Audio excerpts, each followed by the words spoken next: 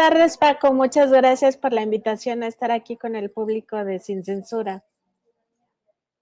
Nancy, dime una cosa, de pronto como que la oposición nos está metiendo en una guerra errónea, ¿no? Nos está metiendo en una narrativa que no tiene nada que ver con ese cuento de la sobrerepresentación.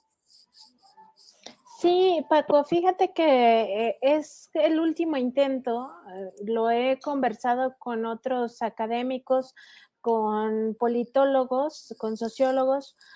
y sociólogas, de que es el último intento de la derecha, de este bloque conservador, pero sobre todo del sector económico empresarial que buscaba regresar al viejo régimen, un régimen de corrupción, un régimen de saqueo que les permitió pues absolutamente todos sus abusos en cualquier materia que revisemos y pues era el último intento de golpear ese llamado Plan C por un objetivo muy específico, que no se tenga la mayoría calificada en el Congreso de la Unión para hacer las 20 reformas y más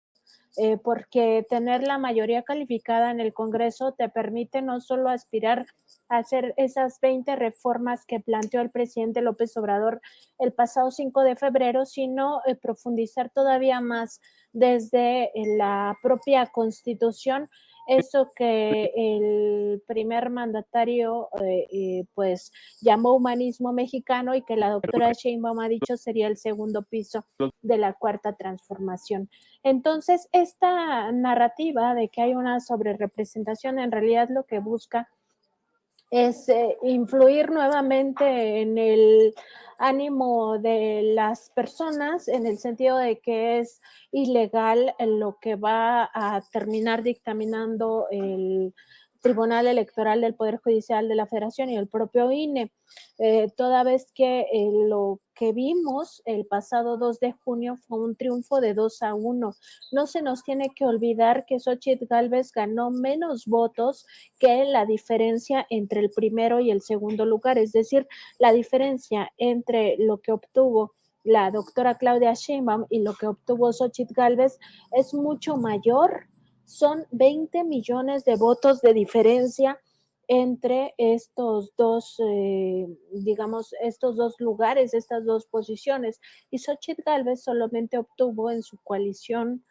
16 millones de votos y la doctora Casio obtuvo 36 millones de votos. Es decir, el colchón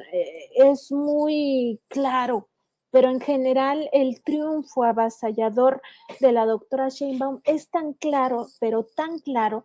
que hay que recordar esto que se vivió muy puntualmente después de las elecciones. Viene el 2 de junio y empieza eh,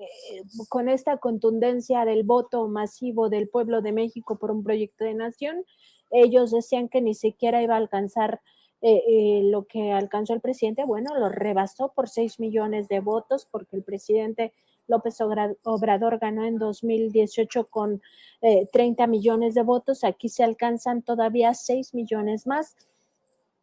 Y inmediatamente empieza el Parlamento abierto. Y quienes acuden en la primera sesión del Parlamento abierto para la reforma al Poder Judicial de la Federación es la plana mayor de la Corte. Si realmente el bloque conservador hubiera en un inicio pensado que no tenía esta contundencia del plan C, lo que vimos el 2 de junio, la ministra presidenta y los demás ministros del bloque conservador, te lo aseguro, Paco, no habrían asistido al Congreso ni a estas reuniones porque habrían dicho, no tiene para qué si no existe el plan C, si no hay mayoría calificada. Pero asisten porque por supuesto que ahí sí ya les interesaba y de manera muy urgente que se diera a conocer su punto de vista respecto a esta reforma judicial que lo veían como un asunto inminente. Y esa es una prueba contundente de que la oposición después se saca de la manga y un poco presionada por las corporaciones mediáticas y sus líderes de opinión de que decían, es que no debemos de estar discutiendo la reforma al Poder Judicial, mejor hay que empezar a discutirla sobre representación. Y ahí es donde empieza a surgir esa narrativa nuevamente desde estas corporaciones mediáticas que buscan ser el llamado cuarto poder y que pues actúan de manera sistemática vulnerando el derecho humano a la información del pueblo con esta difusión de noticias falsas, difusión de desinformación y además difusión pues de la llamada posverdad, que es tomar elementos de la realidad, tergiversarlos para intentar colocar ciertas narrativas donde pues sea muy acorde a sus propios intereses.